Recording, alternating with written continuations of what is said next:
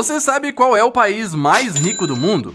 Não! Muita gente poderia dizer Dubai, Estados Unidos ou Suíça, mas comparados ao Catar, todos ficam para trás. Dizem que no Catar, se alguém deixa cair dinheiro no chão, ninguém se dá o trabalho de pegar. A gasolina custa apenas 50 centavos por litro, mais barata do que a água. O governo até instala enormes aparelhos de ar-condicionado ao ar livre em praças públicas para poder combater o calor extremo. A renda média por pessoa no país chega até 600 mil dólares por ano, e a jornada de trabalho é de apenas 4 horas por dia. E se você não quiser trabalhar, tá tudo certo. O governo te dá um subsídio mensal de 5 mil dólares. Além de educação, saúde e aposentadoria totalmente gratuitas, o Estado cobre todos esses custos. E você, o que acha? Gostaria de viver em um país assim?